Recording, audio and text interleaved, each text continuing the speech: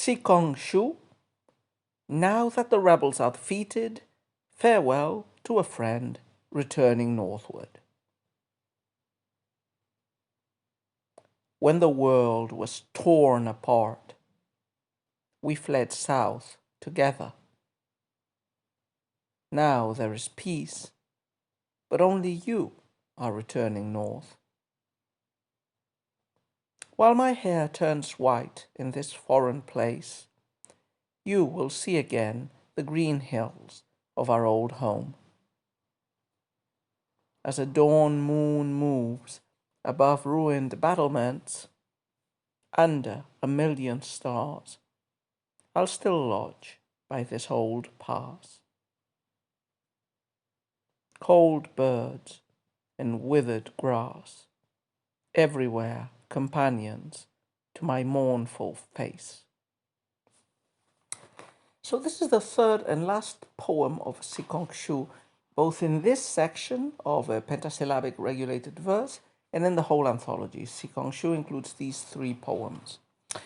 And you could say that this poem is still in line with the last 5, 6, 7 poems we've been reading, in that the main topic is either meeting or parting. So already from the title, we can see that this is a poem of parting, in which Sikong Shu is saying goodbye to a friend who is going back to the north of China. But just as the previous poem, the one to Lulun, was apparently a poem about meetings, but it was really in the end more a poem about friendship and of self-deprecation by Sikong Shu about his lifestyle and his success or failure to achieve it. This is also a poem, it doesn't dwell on the typical things on that appear on a farewell poem, the drinking together, the spending the night awake, reading each other, poetry, the meditations on the passage of time, and so on and so forth. No, it's really about something else. It's more than all the other poems, this one is historically bounded from the title onwards. So now that the rebels are defeated, of course, this has to refer to the great rebellion that brought the Tang Empire to its knees, the An Lushan Rebellion. Now, the An Lushan Rebellion left, well, first of all, it lasted very long. It wasn't just an issue of 1 or 2 years. It took decades to be nominally terminated. Even after the rebellion was officially subdued, it was only so in practice because many of the rebel commanders had managed to carve for themselves autonomous provinces in the north and the east. And, some of those provinces would never again go back to direct imperial rule.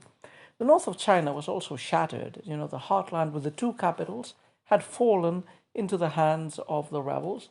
Lots of deaths had happened, complete economic, social, political disruption. The dynasty became a pale shadow of its former self, as opposed to the expansive Tang dynasty of the previous era that had managed to force the Turks into submission and managed to extend to Central Asia its protectorates. Now the Tang was reduced to the heartland, and the capital was too close to the Tibetans and the Uyghurs to feel safe. In fact, it would be invaded and sacked a couple of times during the late Tang period. So, under this situation of massive disruption, this poem is, is evoking those troubled times in which the North seems to have been pacified, but it's bloodied and semi-ruined. And it reflects very well the displacement of two scholar officials, probably, that ran to the south, which was relatively safe from all this warmongering and campaigning, and that now are separating. One of them is going back to the north, and the other one is staying in the south. So that's the background. The main topic of the poem is articulated on this dissonance, on this contrastive behavior after the end of the rebellion. So it's a personal incident, it's a separation of friends, but its background is greater, is the reactions to the An Lushan rebellion. So one of the scholars goes back north, intending probably to try to go back as much as possible to the life as it was before the rebellion, and to serving in office, and to going back to his homeland, which was probably in the north.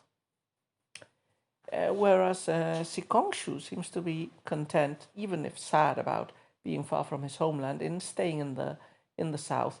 At this time, the what has been called by some historians the Chinese medieval revolution was taking place. This is basically the displacement of the heartland of China from the Yellow River Valley in the north to the Yangtze River in the south. During the early imperial history, most of the population in China lived in the north, but from the Middle Ages onward, and this was especially accelerated during the Tang, and especially after the Anushan Rebellion, and during the Song, this changed completely. Most of the population of China moved to the south, and the south became the economic powerhouse of the whole nation. So this is reflecting in a way part of this process. Stay in the south, go to the north, and it's a personal choice here, but it also reflects, a historical evolution that is taking place in the country. But anyway, going back to the poem itself, and leaving aside all these pieces of background that I've been giving you, main topic: parting and going separate ways. One goes north to a ruined landscape, but it's home after all. The other stays south, which is economically and materially probably better, and it's the place where the poet has been living for long, but it's not his home. So there's no happiness for any of them, either for the one who leaves or for the one who stays. And just allow me another little insertion before we go to the poem couplet by couplet. An obsession for classical Chinese poets and for classical Chinese society is the home. And the home is not the empire. The home is a very localized part of the empire, the place where your ancestors lived, the place where your ancestral house was. So scholar officials are always confronted with many antinomies. One of them is, serving in office and being pure and retiring from the world. But another one is staying in one's area, the one where one belongs, the place where one has roots, where one's family's members, where one's clan's members live, where the family graveyard and the family house are, the place where you should be. Remember, Confucian is a very socially oriented sort of ideology, which means which focuses on first improve yourself, then improve your family, then improve your neighbors, then improve the world. But the focus is always on the family. And being far away from home is, no matter how prestigious the posting and how well paid or how noble, because you're in the service of the emperor and so on and so forth, is always a pain, because it's always uprootedness. It's always being far from one's roots. And this is commonly lamented in almost all Chinese poems of travel. It's very difficult to encounter a classical Chinese poem that talks about traveling, and like many European poems about traveling, that would dwell on, the excitement, the discovery of new places. Most of them, they're just, this. I'm a rootless guy traveling to the end of the world, and suffering from being a non-rooted person, and so on and so forth. So, being far from one's roots is always a source of lamentation. This poem, like almost 99% of the poems we've read in this anthology, it's melancholy and sad. It's lamenting the parting of friends. It's lamenting the unhappy fates of the north and the south. The one going north to a desolate landscape, the one going south, staying south, being far from home. Old age passes, time passes, and all of that adds up to the melancholy and sadness of the poem.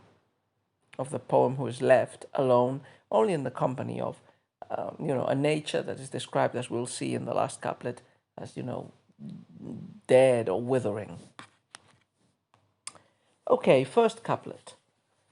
When the world was torn apart, we fled south together. Now there is peace, but only you are returning north. So I imagine the first couplet is already parallelistic, which is not a necessity in pentasyllabic Lushi, but you can see, at least in translation, the parallelisms are quite clear. Yeah? World torn apart versus peace. Fleeing south, returning north. only you together. So it's very well articulated. The first couplet establishes all these antinomies that are further developed in the poem. In the past, we left the north because of the An Lushan rebellion. We were together. Now, when peace has come, we separate. You go north, I stay south. Second couplet. While my hair turns white in this foreign place, you will see again the green hills of our old home. So it seems in the second couplet, we continue with, the dialogue between Sikong and his friend. He seems to be implying that the one going north is getting the better part, because he is going home while Sikong remains south. Yeah? It says, you will see our green hills, you will go back to our heartland. I, on the other hand, am growing old, my hair is white, and I'm staying in a foreign place. As a dawn moon moves above ruined battlements, under a million stars, I'll still lodge by this old pass. So now the poem projects into the future. It seems to be describing a landscape, but it's still, I think, portraying the contrast between the north and the south. So the dawn moon that moves above ruined battlements, I think it can work as a symbol for the friend who is going north. Remember, to the north that was devastated by the Al Lushan rebellion. So those images of a dawn moon illuminating a ruined landscape, I think they pretty well describe what the friend returning northward is likely to encounter if he visits the capital city or the old places in the central region of the north. Meanwhile, while that moon is illuminating, under a million stars that are also illuminating, Sikong will still stay in place, lodging by this old pass. So I haven't found information about where Sikong took refuge in the south, but probably close to some mountain passes leading to the north, from what this line says, if it's not just a rhetorical decoration. Last couplet. So the last couplet leaves the traveler to the north aside and puts the focus squarely on the person who stays behind, on that Sikong under a million stars, lodging in the same old pass, in the same or next to the same old pass. And it's a sad nature, it's a desolate nature, which rhymes with his hair turning white in the foreign place. Cold birds and withered grass, everywhere companions to my mournful face. His old companion, his friend, has left. The only companions that are left are the elements of a spoiling, withering nature. Cold birds, withered grass. So they're images of desolation, of decline. And they're the companions to his mournful face. His face is also aging, not only his hair. So they make an adequate background to Sikong. Remember, this connects with a very topical, we've talked about it lots of times, correlation in Chinese poetry between the micro and the macrocosm, between the individual and nature surrounding him. It's the idea that nature and mankind are not disconnected. They feed onto each other and they react effectively to each other. So that's it for today. Not a bad poem, quite a different take on previous subjects. So quite like this one and the three poems by Sikong. They were less conventional than I was expecting. So nice work.